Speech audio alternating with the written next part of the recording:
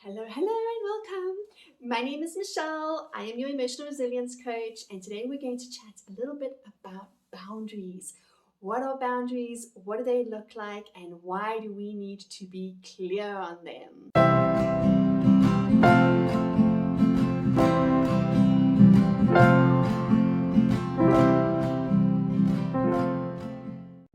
Thank you for joining me. Please hit like, subscribe, the notifications button.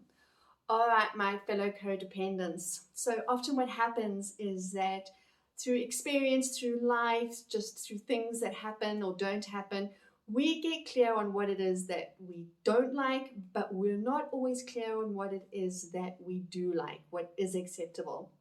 And part of setting boundaries is getting clear on that. It really helps to refine the process. Because sometimes if we're like, yeah, no, I don't like that, it becomes a bit wishy-washy.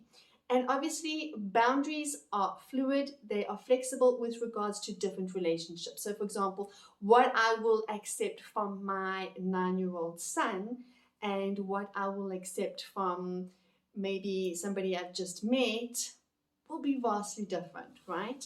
So you need to kind of just get a clear idea of what your boundaries look like for you. And as you learn to break your boundaries down, what I want you to do is get out a piece of paper and you're going to write there are basically 7 areas in your life where you want to look at your boundaries. We're going to start with emotional. All right, this is when people belittle, criticize, judge.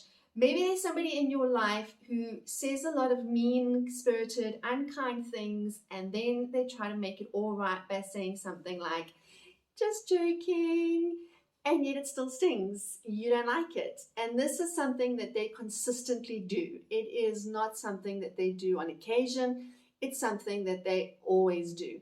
This is a no-no. This is where you want to get very clear with your boundaries, where you set an idea of what you will accept, won't accept. And you don't always have to have a conversation about it with people because often they're not receptive to it, they're not open to it. And you can oftentimes in these scenarios just leave, just walk away. We all get to a point into our lives where we look at a situation and we say, this is a deal breaker for me. I am not doing this anymore. All right, the other boundary that we have is physical. And now we all have our own personal bubbles. And again, depending on who's in our relationships and who's not, these bubbles will look different for all of us, right? But get a clear idea, get a clear indication of, again, what you will and will not accept in your physical space. Your physical space can be so much as your home, right? Our home is our sanctuary.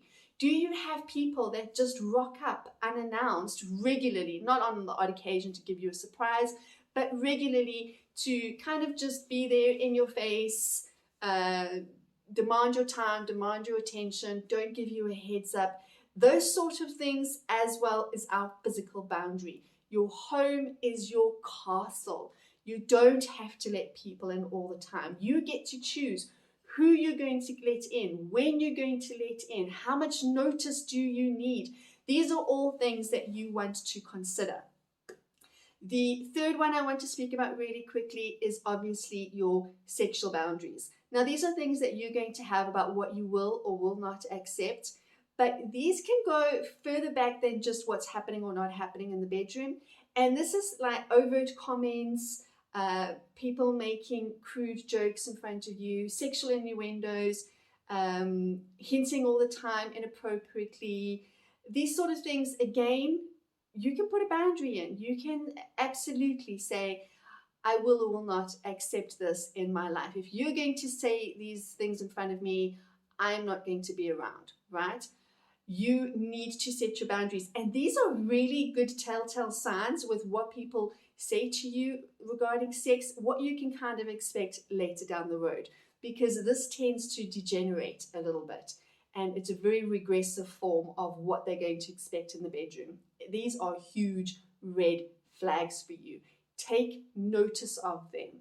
These are things you will or will not accept. Be clear on these boundaries.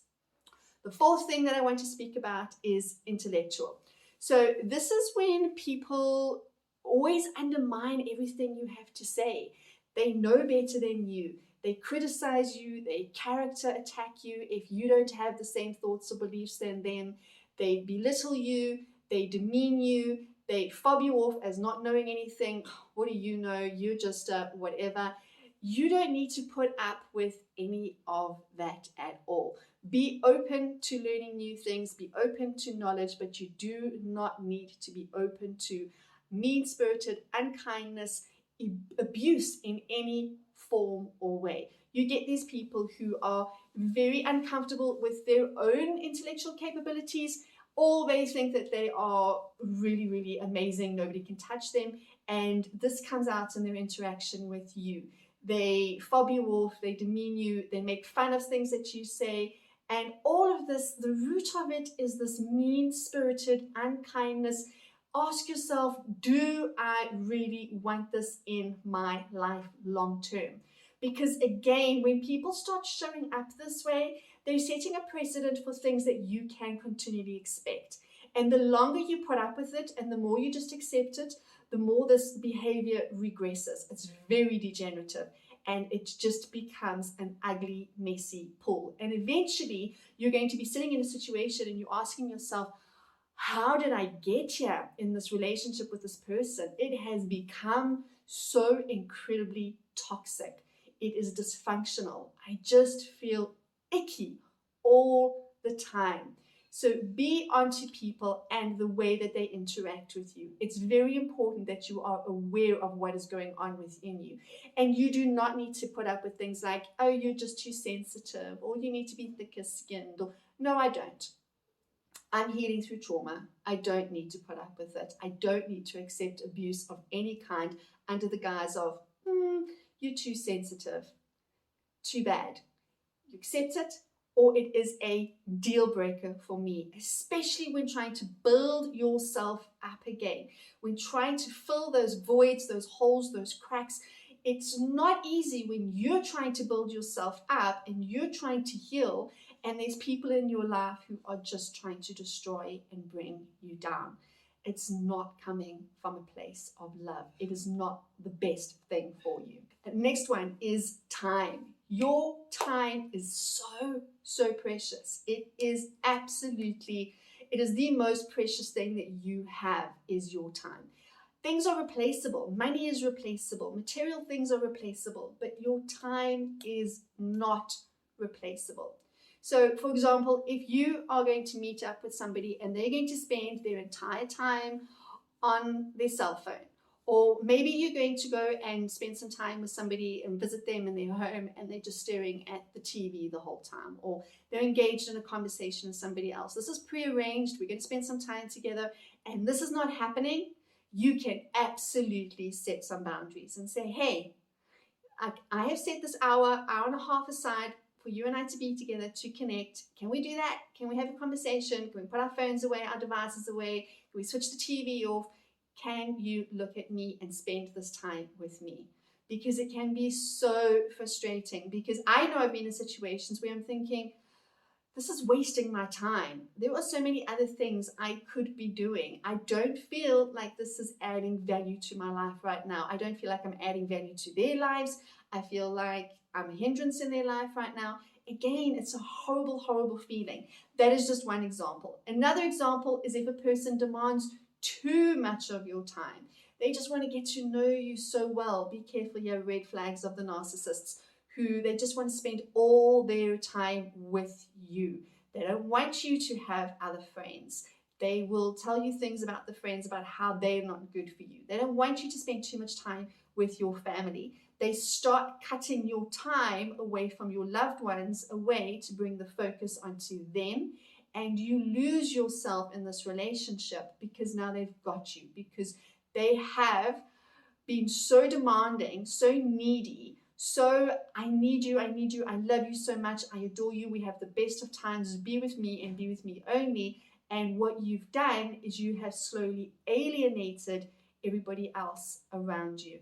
And so often what happens to people in narcissistic relationships is they stop they take a step back, they look around, and they realize that they are alone, and they wonder how they got there.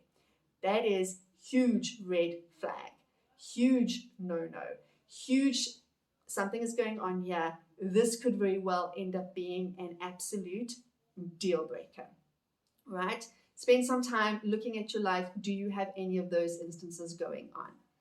All right, material things. This is when people just come in and take things without asking. They have no respect that this is something that is important to you. Maybe they pick up your phone and they scroll through what your history or your phone calls or your messages, and they read through your messages. Or maybe they take things or borrow things without asking, and they bring it back, and then I didn't even know you took that. Boundaries. These are boundaries. Just ask me, and absolutely I would have lent it to you. Have these difficult conversations. Maybe people come in and they just start opening your fridge, and your relationship is not quite there yet. Some relationships, they're very natural, they're very flowy, it's very familial, and so obviously that's par for the course. But other relationships, when behavior like that happens, we've got to speak up early, because if we don't, we set a precedent that this behavior is okay, I'm going to allow it. So just be onto things that are happening around you. Is there a discomfort? If there is, what can I do? What can I say? How can I be heard? I don't like this. Can we try something different? All right. And last but not least are your spiritual boundaries. This is an incredibly sacred place for most people. So if somebody comes in and they speak to you about what you believe, what you don't believe, again, if you're feeling belittled, minimized, even if you're feeling manipulated, maybe you have the same faith belief system, and they've taken something and they view it differently to you, and they manipulate you.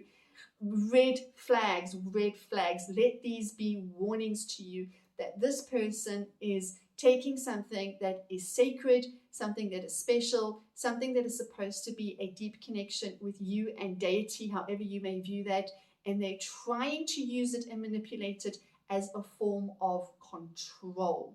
Be unto yourself, be unto your boundaries, know what it is that you do want in your life, be very, very aware of this, and have some idea. Take these different subjects that I've spoken about, get clear on what it is that you will accept, what it is that you won't accept, and how can you start implementing boundaries. Small and simple. Start with the things that don't seem too scary at first and work your way up. If you have any questions, thoughts, ideas, please do let me know in the comments section below. Don't forget to like, subscribe, then the notifications button. Have an empowered day.